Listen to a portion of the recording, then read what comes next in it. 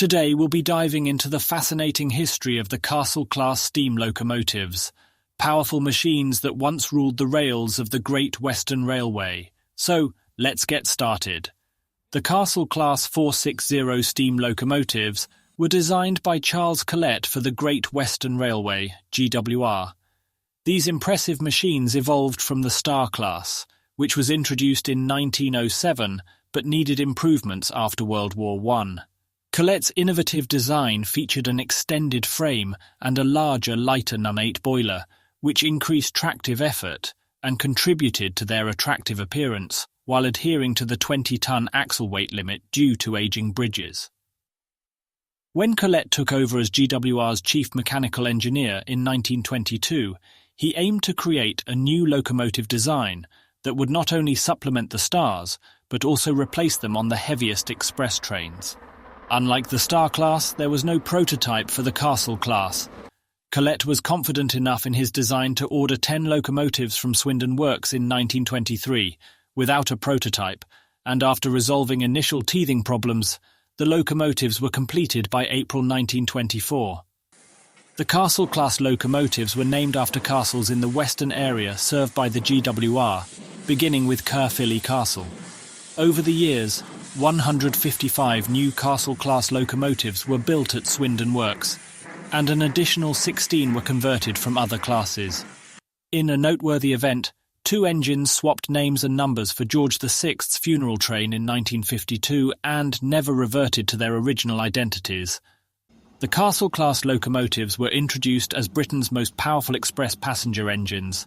The first Castle-class locomotive, number 4073 Caerphilly Castle, debuted at Paddington Station in August 1923. The Castle class gained publicity when number 4082 Windsor Castle was used to haul the royal train during King George V and Queen Mary's visit to Swindon Works in 1924. Number 4073 Caerphilly Castle was exhibited at the British Empire Exhibition at Wembley, alongside Nigel Gresley's Flying Scotsman.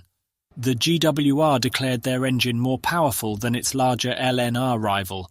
A trial of the two types was proposed, and in April 1925, Num 4079 Pendennis Castle represented the GWR on the East Coast Main Line, while number 4474 Victor Wilde represented the LNER on GWR tracks. The GWR locomotive performed better in terms of speed, punctuality and fuel consumption, denting LNR pride.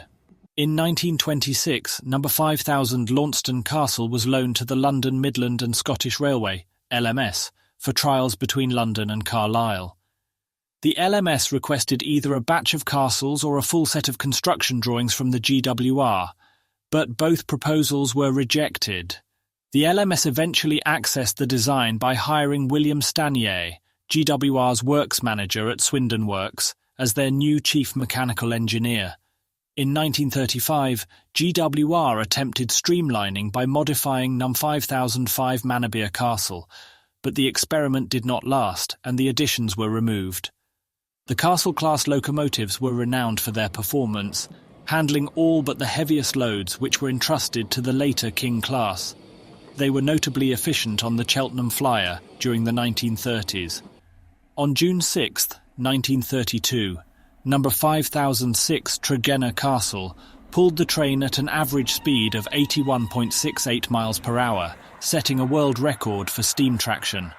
In 1946, Frederick Hawksworth, Collett's successor, introduced a higher degree of superheat to the Castle boiler, increasing water consumption economy. From 1956, selected engines were fitted with double chimneys and larger superheaters, enhancing their capacity for sustained high-speed performance. The fastest recorded speed of a Castle-class engine was 102 miles per hour, achieved by number 7018 Dreiselwyn Castle in April 1958.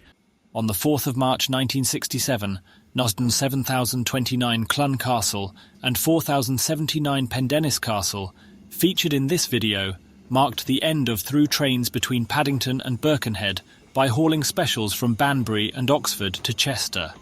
These two, along with 6 other Castle-class locomotives, have been preserved. Of the 8 preserved, 6 have steamed in preservation and have been operated on the main line. 3 were obtained directly from BR, with the remaining 5 rescued from Barry Scrapyard.